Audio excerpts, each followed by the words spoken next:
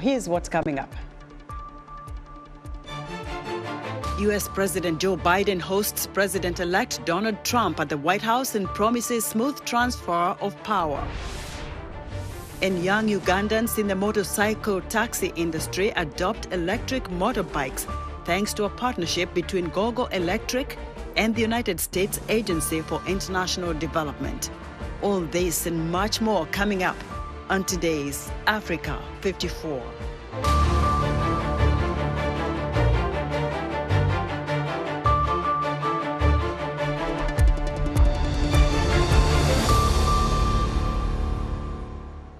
U.S. President-elect Donald Trump says he intends to nominate House Republican Matt Gaetz as Attorney General, former Democratic House Representatives Tulsi Gabbard for Director of National Intelligence, and conservative media personality Pete Hegseth for Secretary of Defense. Trump's announcement of Gaetz stunned Capitol Hill. The 42-year-old is a staunch ally of Trump and has been under a House ethics investigation probing whether he engaged in sexual misconduct and illicit drug use, accepted improper gifts, and sought to obstruct government investigations of his conduct. Gaetz denies all allegations. Gabbard, 43, helped prepare Trump for his debate against Kamala Harris after announcing she was becoming a Republican at a Trump rally. Hegseth, 44, has served in the military but lacks senior military or national security experience. U.S. President Joe Biden hosted President-elect Donald Trump in the Oval Office Wednesday, where he assured a smooth transfer of power. Trump made a triumphant return to the seat of American power, visiting both Congress and the White House and laying out his vision as he prepares for his second term. VOA's Anita Powell reports from the White House. Donald Trump said he would return, and on Wednesday, here he was, back in his old stomping grounds as president-elect. He and President Joe Biden had this lightning-quick exchange in the Oval Office. Do everything we can to make sure you're accommodated, what you need.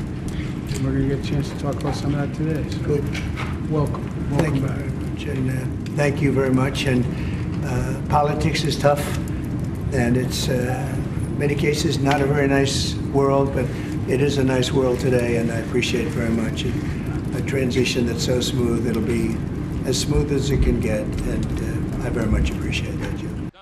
Earlier Wednesday, Trump visited Congress, where he was welcomed by House Speaker Mike Johnson. They used to call Bill Clinton the comeback kid. This is the comeback king. He is the king, okay? Trump has moved fast since his election victory in announcing who he wants to carry out his policies. Notable on that list is South African investor and billionaire Elon Musk. Trump has named him and former Republican presidential candidate Vivek Ramaswamy to co-lead an entity aimed at cutting federal spending. Historians say the recent happenings in American politics are significant. It's also significant because when he left office, as you said, he left under a cloud of controversy, and his election now shows that for the majority of American voters, they wanted him back. And so it is in some ways a reawakening for his movement and for what he represents. Trump will be back in Washington to take his oath of office on January 20th. Anita Powell, VOA News, the White House. Republicans have achieved a majority in the U.S. House of Representatives by winning 218 seats, solidifying their control alongside President-elect Donald Trump. Republican leaders plan to rapidly implement Trump's agenda, capitalizing on their slim but significant majorities. VOA's Paul Ndiho is standing by live on Capitol Hill. Hello, Paul. How significant is this for the Republican Party? This is huge, Esther. To use a sports analogy, this was a slam dunk or a strikeout. Republicans have managed to gain control of the House after garnering 218 votes are required for them to control the House. What does this mean going forward? It means that the Republicans have the mantle to take the country forward, have the mandate to bring the bills they want to the table and to implement Donald Trump's agenda. Paul, in what specific ways would you say do the Republican leaders plan to implement President-elect Donald Trump's agenda with now having the control of the House and the Senate? You know, Mario Cuomo, a famous governor of New York, once said that when you're campaigning or running for office, you run in poetry. And when you are governing, you govern in prose. What that means is that when you're campaigning, you use all sorts of rhetoric to draw contrast between yourself and the person you're running against. But once you get elected, that becomes prose, meaning that the kind of rhetoric that you used before cannot work. You start dealing with the realities of life. You have to deal with real life issues. So from immigration to everything they wanted to do, it could be harder, but we'll be watching to see how the Republicans use this card to at least to advance Donald Trump's agenda. Paul, the House has also elected its majority leader. Who is this person and what does he or she bring to the table? Well, thanks for that. Yes, the Republicans elected John Thune from South Dakota. He is going to replace retiring Mitch McConnell. Mitch McConnell has been at the helm of the Republican Party for generations. It's about time that they had a smooth transition of power, meaning that they changed from one leader to another. So what John Thune brings to the table is the simple fact that he is committed to working with President Donald Trump and to make sure that Trump's agenda gets the right votes it needs in the Senate. Paul, many thanks for your reporting. VOA's Paul Ndiho reporting live for us from Capitol Hill. Donald Trump may not be moving into the White House until January, but he is laying the groundwork and making plans for his domestic policy of the next 4 years. VOA senior Washington correspondent Caroline Presutti has our story. Victory speech election night 2024. We're going to fix everything about our country, and we made history for a reason tonight, and the reason is going to be just that. President-elect Donald Trump's first priority is to fix immigration. We're going to have to seal up those borders, and we're going to have to let people come into our country. We want people to come back in, but we have to let them come back in, but they have to come in legally. Trump won over campaign crowds by vowing mass deportations, targeting millions of undocumented immigrants each year. Experts say this would cost billions of dollars and require massive organization and delegation, none of which has been detailed yet.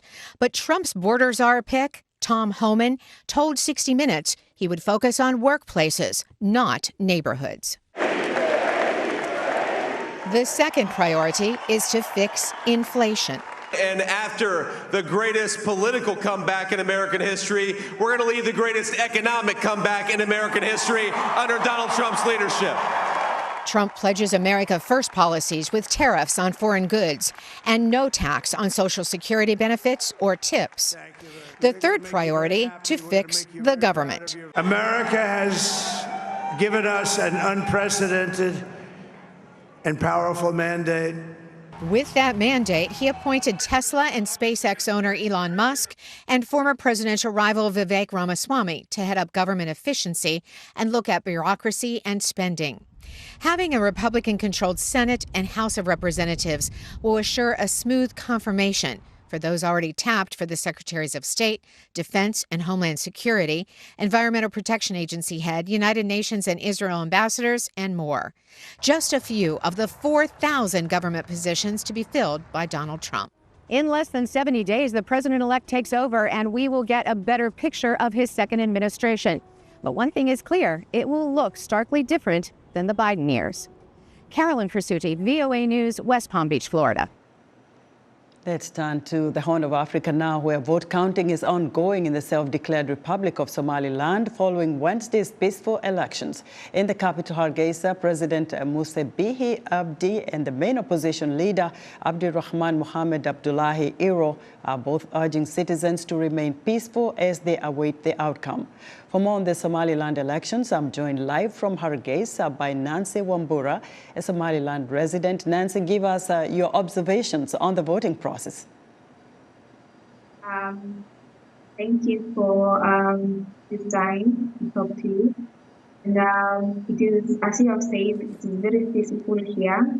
Nothing, there's no any shipping happening. Everybody is calm. Everybody is maintaining peace at their best level. Everything is happening normally. Businesses are going on normally, and everybody is just patiently waiting for the results.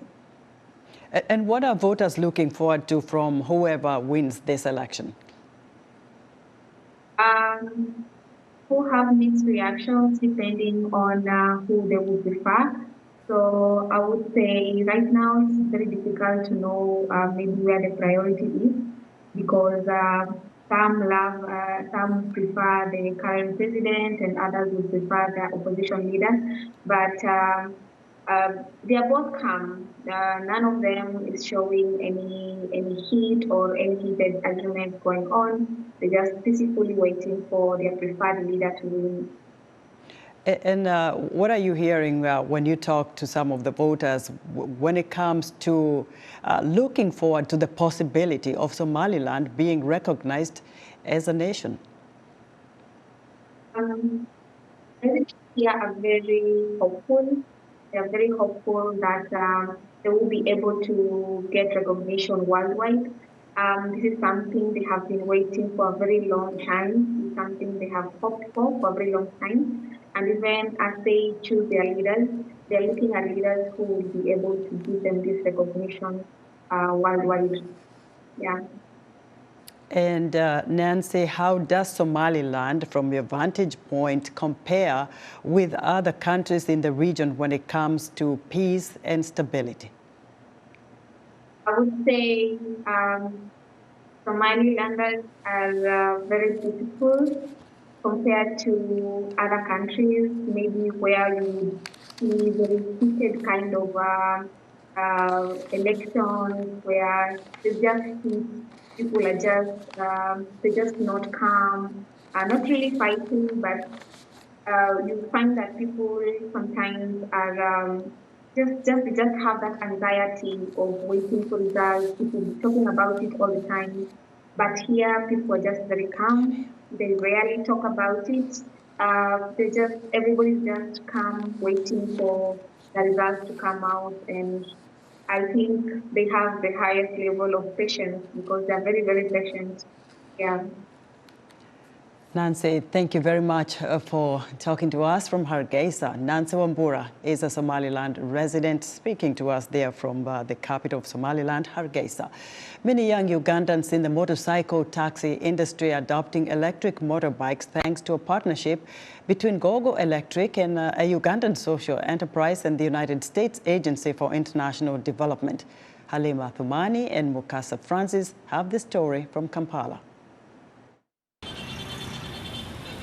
In Uganda, motorcycle taxis, commonly known as bodabodas, are indispensable. It is estimated that there are over 500,000 motorcycle taxis in the country. Being able to access remote locations and effectively navigate through traffic jam, this affordable mode of transport is now going electric. Andrew Nyamhaki has been working in the boda industry for over 5 years. In the past 18 months, he has been riding an electric motorcycle. He says it is much cheaper to charge an electric motorcycle than it is to fuel a gasoline-powered one. The fuel, if you put 8,500, sometimes you can, if you're riding a boda, you can make like 20,000 on fuel one. But for this electric one, when you charge once and you pay 8,500, you make around 40,000 and 50,000. With the production of 1,000 electric motorcycles so far, Gogo Electric, an electric motorcycle and battery manufacturing company, is transforming the transport industry while protecting the environment. Janos Bisaso, Chief Operations Officer, Gogo Electric, says cyclists using the electric batteries report reduced vibration and noise. This fuel-free technology contributes to cleaner air by cutting out almost 2 tons of carbon monoxide emissions per annum. According to Janos, Gogo Electric has to work to provide products that perform to riders' expectations with the right quality at the right price. we found that acceptance and the ability for people to earn money on the motorcycle was the true test. And I think that was the true way to overcome the barrier to entry to adopt this new technology. Janosch points out that to provide this service, Gogo Electric partnered with USAID's Strategic Investment Activity, SIA, that offered a business service through an investment program that enables the electric manufacturing company to reach out to funders. Amy Bila, Director, Economic Growth Office at USAID in Uganda, explains why they chose to work with Gogo Electric that employs over 400 young Ugandans. We were really happy to work with Gogo Electric as they're introducing new technologies into Uganda that will help reduce the impact of climate change by reducing our reliance on fossil fuels. It will also grow employment in the country. For the past 60 years, the US government has been contributing to Uganda's economic development. But what is the future of electric vehicles in Uganda? In Uganda, we have a largely, I believe, over 95% renewable powered grid. And there are, of course, great opportunities around that in terms of utilizing clean energy. However, in terms of grid infrastructure, it's also quite challenging because that power production is quite jagged. Riders like Andrew hope Gogo Electric will be able to expand its charging stations countrywide to make it even easier for them to move longer distances. Janosch says expansion will highly depend on the public's ability to fully embrace the technological revolution that can benefit all Ugandans. Halima Othmani for VOA News, Kampala, Uganda. You're watching Africa 54 from the Voice of America headquarters here in Washington, D.C. Still to come. In South Africa, we look at the barriers to getting snake bite anti-venom. We'll be right back.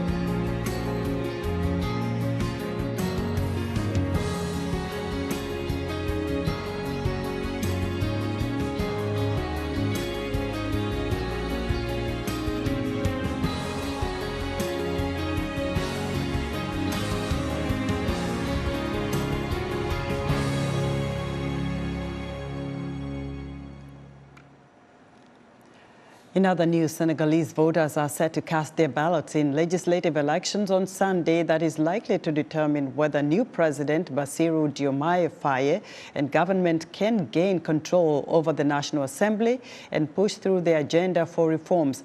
More than 7 million registered voters have the opportunity to vote for candidates for the 165-seat assembly. Cholera is making a comeback in Zimbabwe. The nation has recorded new cases of the disease several months after declaring the end of an outbreak that killed more than 700 people over an 18-month period. This is confirming a new outbreak of cholera has been recorded in the district of Kariba on the border with Zambia, where 21 cases have been confirmed and 1 person died. And female leaders and activists in Chad say women candidates are being underrepresented in legislative, local, and district elections set for December 29th. Activists say women constitute just over 1/3 of the candidates in this year's races, in which 180 political parties have nominated more than 8,500 candidates. With prices rising, Nigerians are becoming creative. Thrift shopping, locally called Okrika, is booming, offering affordable options. Gibson Emeka reports from Abuja. For years, 30-year-old Agatha Okori, a successful businesswoman in Abuja, shopped at upscale boutiques. But with the price of new clothing more than doubling, she's now turning to second-hand shops for more affordable options. Okori says thrift clothes let her keep her style without breaking the bank. I moved from buying brand new clothes to buying thrifts because, one, aside the cost, thrift wears are more durable. I discovered thrift wears are more durable. And like we all know, brand new clothes are quite on the high side. They are quite expensive, way more than thrift wears. That's why they switched to thrift. Okori is not alone. Once reserved for low-income shoppers, thrift shopping has become mainstream. Known locally as Okrika, thrift markets from Lagos to Abuja are bustling. Economist Isaac Boti notes that for many, thrift shopping is a necessary response to inflation and policies that leave them stretching every dollar. So they do all of this as a means of survival because the government is not helping, the economic situation is not helping, the Nigerian government policies are not favorable to consumers. So it is two ways, a means of affordability for the consumer and a means of boosting sales for the sellers. Andrew Eze, who is 32, has seen this shift in fashion firsthand. When prices on new clothing surged, he switched to selling thriftwear in Abuja's famous Nyanya Okrika market. Eze says this helped his business stay afloat. A time came that the brand new became so high, that is the amount, the price in the market is so high that many cannot afford to get it at that price.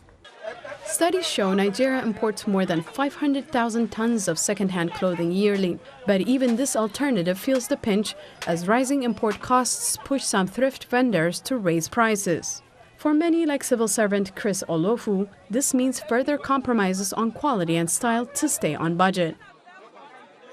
Because in those days that economy was very good, we used to buy from high-profile boutique because there's a way we classify ourselves, living an ostentatious life. But because of the economy, the exigency in the economy now, it has made me at least to cut my clothes according to my size. But no, if the economic condition improves, I have to stop. I have to go back to my normal fashion.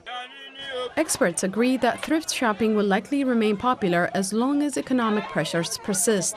This trend impacts Nigeria's local textile industry due to competition with affordable imported clothing.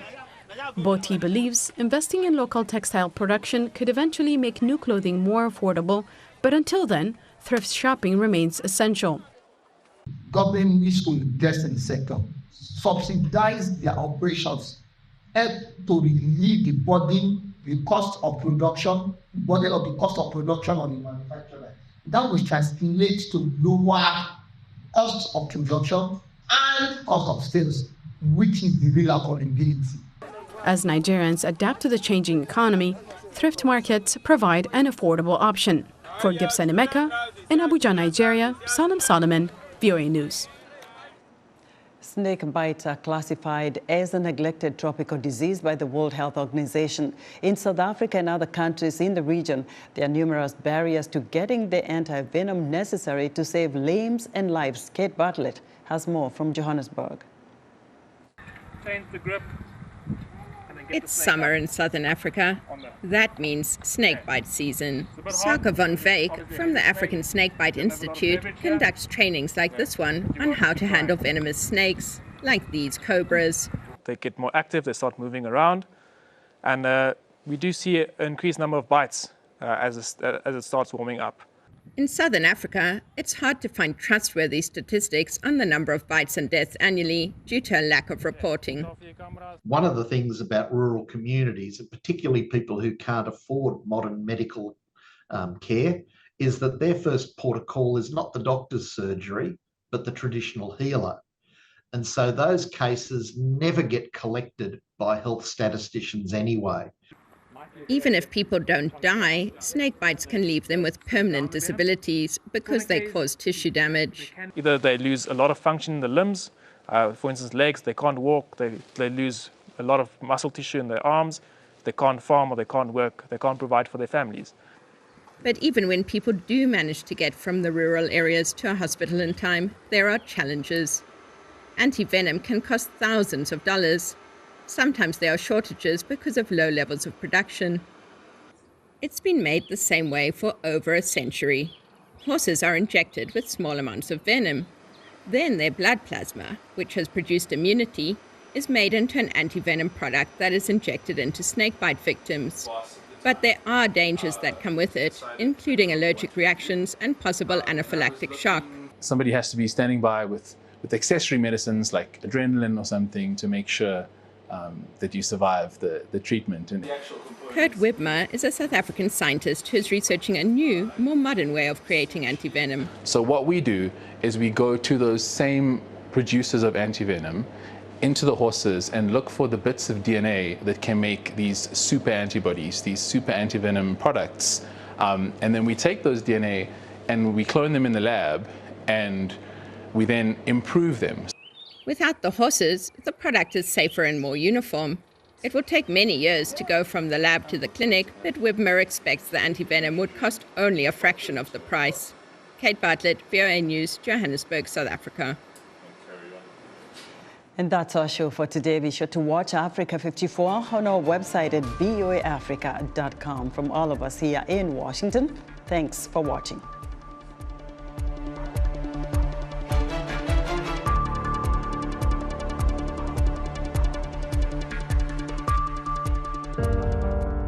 In times of change, when the world seems uncertain, and what we hear doesn't reflect what we see,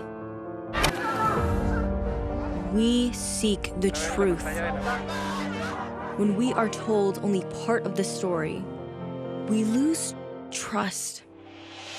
In moments of crisis, our dreams, hopes, and wishes for a better tomorrow depends on a free press. At Voice of America, we bring you the stories that people take risks to see. We connect the world and unite it with truth. At Voice of America, we show you the whole picture.